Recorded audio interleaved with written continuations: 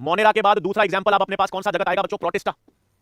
ठीक है, ज्यादा समय नहीं लेंगे, एग्जांपल सारे के सारे एक साथ। अब अपने पास क्लोरेला नहीं आती बेटा, क्लोरेला तो हरीश वाले बेटा। अब अपने पास प्रोटिस्टा जगत में क्या क्या है बच्चों? प्रोटिस्टा जगत में आपके पास आती है क्राइसोफाइट्स।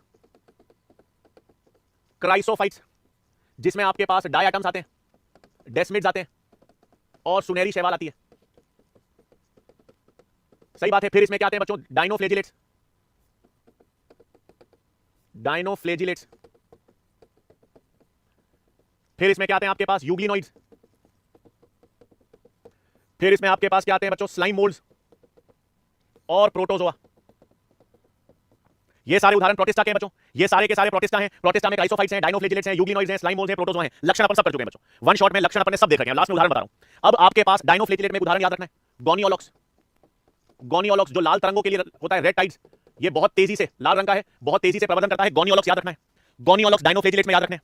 फिर प्रोटोजोआ में 4 वर्ग होते हैं बच्चों। प्रोटोजोआ के 4 वर्ग कौन कौन से होते हैं? Amoeboid, amoeboid.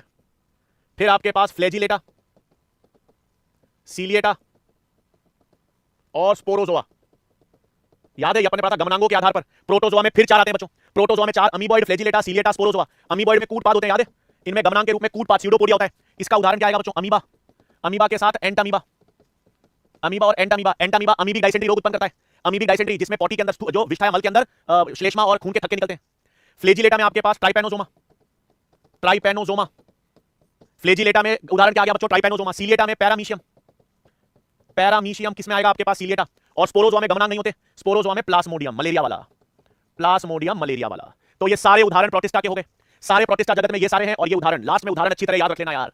कौन सा क्या है लास्ट में उदाहरण बढ़िया तरीके से याद रख लेना।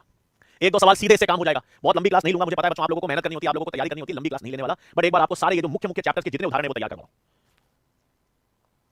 ठीक है, चलें आगे। प्रोटिस्टा के बाद अब कवक आ जाएगा बच्चों। प्रोटिस्टा के बाद अब कवक जगत, फंगाई वाला। अब कवक में 4 वर्ग कौन से होते हैं? Phycomycetes, phycomycetes, ascomycetes, basidiomycetes, basidiomycetes और ड्यूटेरोमाइसिटीज। ये कवक में 4 वर्ग आते हैं। थोड़ा सा याद रखना बच्चों। सबसे पहले कवक को 4 वर्ग में विभाजित करने का क्या आधार होता है? कवक को 4 वर्गों में विभाजित करने का आधार क्या था? उनके माइसीलियम का प्रकार, उनमें किस तरह के बीजाणु बनते हैं और उसमें किस तरह की फलन काय होती है। तो फलन काय के आधार पर, माइसीलियम के आधार पर, बीजाणु के प्रकार के आधार पर ये कवक के 4 वर्ग हैं। उदाहरण फटाफट। एस फाइकोमाइसिटीज में क्या क्या आता है बच्चों? फाइकोमाइसिटीज में आपके पास म्यूकर आएगा, राइजोपस आता है बच्चों कवक। राइजोपस जिससे ब्रेड खराब होती है। वो कहते हैं ना कि ब्रेड में फंगस लग गई, तो ब्रेड में कौन सी फंगस लगती है? राइजोपस। और एक परजीवी कवक होती है बच्चों, एल्ब्यूगो, एल्ब्यूगो कैंडिडा। ये परजीवी कवक है। सरसों में, सरसों में कौन रोग उत्पन्न करता है? वो श्वेत किट रोग, व्हाइट रस्ट ऑफ क्रूसीफर कौन करता है? एल्ब्यूगो। कौन करता है? एल्ब्यूगो। ये आपके पास फाइकोमाइसिटीज में। एस्कोमाइसिटीज में तो उदाहरण बहुत सारे हैं। एस्कोमाइसिटीज में तो उदाहरण पूछो मत, पूछो मत। एस्कोमाइसिटीज में यीस्ट, एस्कोमाइसिटीज में यीस्ट आएगी। एक कोशिकीय कवक, एक कोशिकीय कवक यीस्ट आएगी। यीस्ट में कौन सी आती है बच्चों? Saccharomyces, Saccharomyces, Saccharomyces cerevisiae. ये ब्रेड बनाने में भी काम करती है और ब्रेड बनाने में काम करती है, इसलिए इसको बेकर यीस्ट कहते हैं बच्चों। और अल्कोहल बनाने में काम करती है, इसलिए इसको ब्रूअर यीस्ट भी कहते हैं। अगर घरेलू पदार्थों में, घर में इसमें ब्रेड बनाने में यूज किया जाता है तो इसको बेकर यीस्ट भी कहते हैं। ठीक है, हाँ ब्रेड कम खानी चाहिए, बट कोई मानता ही नहीं है, आज भी ब्रेड खानी है। फिर बेकर यीस्ट और अल्कोहल बनाने की ब्रूअर यीस्ट, ये सब सैकेरोमाइसिस सेरिवेसी है। और कौन सी यीस्ट होती है बच्चों? मोनेस्कस परपुरियस, मोनेस्कस परपुरियस। ये भी एक यीस्ट है। इस यीस्ट से क्या प्राप्त होता है बच्चों? स्टैटिन। मोनेस्कस परपुरियस यीस्ट से क्या प्राप्त होता है? स्टैटिन। और स्टैटिन क्या करता है? ब्लड में कोलेस्ट्रॉल की मात्रा कम करता है। तो मोनेस्कस परपुरियस भी यीस्ट है, सैकेरोमाइसिस सेरिवेसी भी यीस्ट है। क्लियर? और क्या है एस्कोमाइसिटीज में? अभी बहुत उदाहरण बाकी है यार। एस्कोमाइसिटीज में एस्परजिलस आता है, एस्परजिलस। और याद करो एस्परजिलस नाइजर से बच्चों सिट्रिक अम्ल प्राप्त होता है। सिट्रिक अम्ल एस्परजिलस नाइजर से प्राप्त होता है। और एस्परजिलस नाइजर कौन सी कवक है? एस्कोमाइसिटीज की। फिर और क्या उदाहरण बच्चों? पेनिसिलियम, पेनिसिलियम नोटेटम, जिससे पहली एंटीबायोटिक प्राप्त हुई थी पेनिसिलिन। गलती से अलेक्जेंडर फ्लेमिंग ने, गलती से, क्योंकि अलेक्जेंडर फ्लेमिंग तो स्टाफाइलोकोकस जीवाणु पर काम कर रहे थे। यार देखो यार, 360 डिग्री एक चीज आपको बता दूं बच्चों, हम लोग वहां बॉटनी भी पढ़ाते हैं, ज़ूलॉजी भी पढ़ाते हैं, एक चीज ए टू लेकर जेड तक।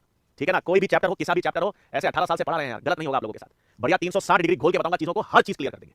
तो अपने पास क्या है भाई? अलेक्जेंडर फ्लेमिंग तो क्या है? अलेक्जेंडर फ्लेमिंग तो आपके पास गलती से स्टाफाइलोकोकस पे प्रयोग कर रहे थे, गलती से पेनिसिलियम कवक का वहां पर संक्रमण हुआ और उससे गलती से उन्होंने पेनिसिलियम खोज दी थी। ठीक है, तो आपके पास पेनिसिलियम हो गया। उसके अलावा क्लेविसेप्स आता है बच्चों। क्लेविसेप्स कवक, उससे एलएसडी ड्रग प्राप्त होती है। एलएसडी ड्रग भ्रम पैदा करने वाली ड्रग है। भ्रम पैदा करने वाली, हैलुसिनेशन कॉज करने वाली ड्रग कौन सी है? क्लेविसेप्स। ये भी एस्कोमाइसिटीज में आएगी। उसके बाद और कहां आता है एस्कोमाइसिटीज? रुको, अभी तो बहुत बाकी है भाई एस्कोमाइसिटीज। एस्कोमाइसिटीज में आपके पास मोरेल्स और ट्रफल्स खाने योग्य होती हैं बच्चों। ये मोरेल्स और ट्रफल्स जो है ये खाने योग्य है, खाने योग्य कवक है। उसके अलावा इसमें न्यूरोस्पोरा भी आती है बच्चों। न्यूरोस्पोरा जिस पर सर्वाधिक आनुवांशिक शोध हुआ है, सर्वाधिक आनुवंशिक शोध, सर्वाधिक आनुवंशिक रिसर्च किस पर हुई है? वो न्यूरोस्पोरा पर हुई है। तो न्यूरोस्पोरा भी किसमें आती है? एस्कोमाइसीटीज में आती है। उसके बाद बच्चों दाद बीमारी होती है। दाद बीमारी रिंगवर्म कौन सी कवक से होती है? Microsporum, Trichophyton, Epidermophyton. ये सारी कवक भी एस्कोमाइसीटीज की है।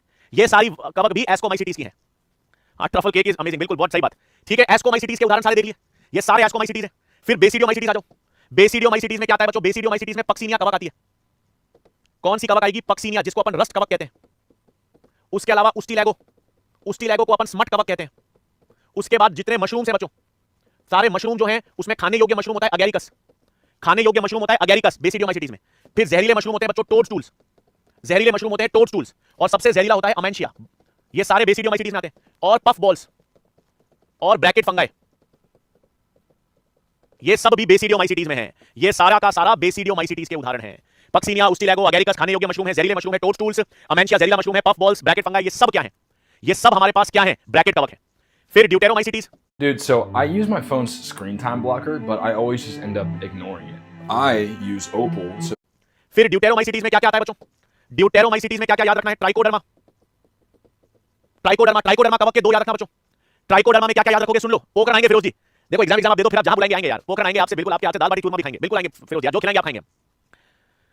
ठीक है, तो ट्राइकोडर्मा कहां थी? सुनो तो सही यार, ट्राइकोडर्मा कहां थी? ट्राइकोडर्मा जैव नियंत्रण में काम करती है। ट्राइकोडर्मा जैव नियंत्रण में काम करती है ना, क्योंकि पादप रोगजनक से बचाती है पादपों को। उसके अलावा साइक्लोस्पोरिन ड्रग मिलती है। साइक्लोस्पोरिन ड्रग मिलती है जो प्रतिरक्षक तंत्र को कमजोर करती है। नहीं बेटा, बॉटनी ज़ूलॉजी के उदाहरण भी कराऊंगा यार, अभी ज़ूलॉजी के उदाहरण भी कराऊंगा, एनिमल किंगडम के सारे उदाहरण भी कराऊंगा। अभी जैविक वर्गीकरण पे हूं यार। और जैविक वर्गीकरण क्या है? इसको सब चैप्टर से रिलेट कर रहे हैं अपन। फिर ऑल्टरनेरिया, ऑल्टरनेरिया कवक इसमें आती है ड्यूटेरोमाइसीटीज में। और कोलेटोट्राइकम, और कोलेटोट्राइकम, ये तीनों कवक किसमें आ जाती है? ड्यूटेरोमाइसीटीज।